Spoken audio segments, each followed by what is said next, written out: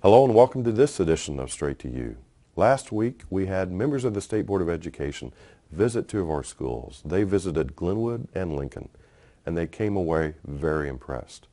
You know, in our Straight to You segments, you hear me talk, but I want you to hear other people talk this time.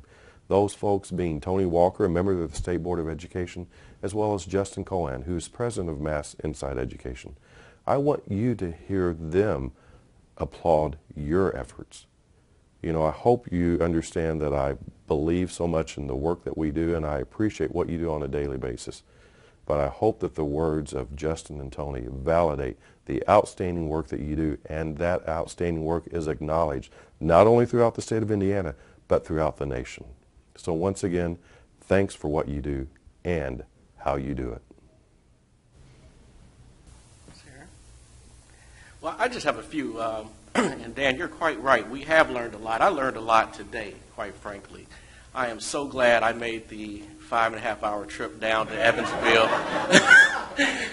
I'll even feel that way when I'm making the 5.5-hour trip back. The state plane wasn't available? The state plane wasn't available. But it was refreshing. Being one of the members of the panel that has never been an educator, it was really helpful to come and actually go inside and see the operations of some of what we've been calling failing schools. And it's really caused some questioning in my mind about the yardstick by which we're calling these failing schools. I think I need to say here today that what I saw at Glenwood Leadership Academy is not a failing school. And I think this community should be very proud of what's going on there.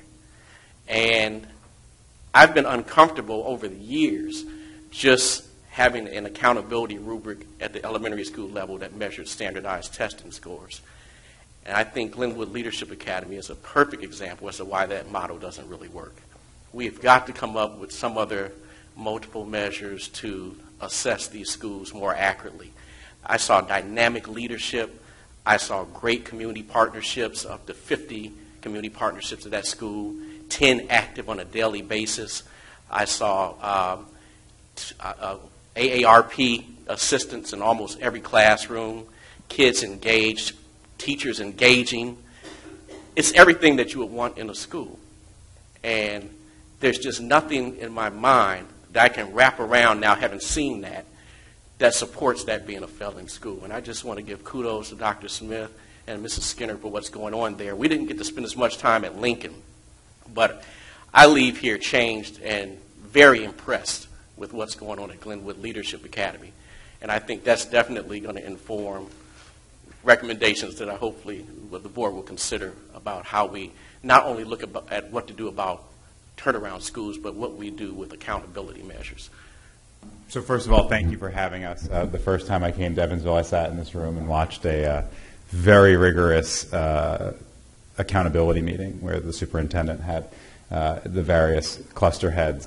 And I was delighted because I rarely walk into a school district where I don't have to ask, so what do you do on data and accountability here? It was clear from the moment I walked in that this was a place that cared deeply about outcomes for kids.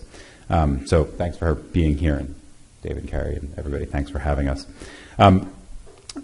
The work we've done in partnership with EVSC is some of the work that I'm most proud of in my career, and some of the work that my team is most excited about on a day-to-day basis. It is, to be very honest, very different than a lot of the conversations we hear around school turnaround and interventions nationally. So we thought it would be worthwhile to talk to the committee, the board, and the public about our approach and the work we have done together.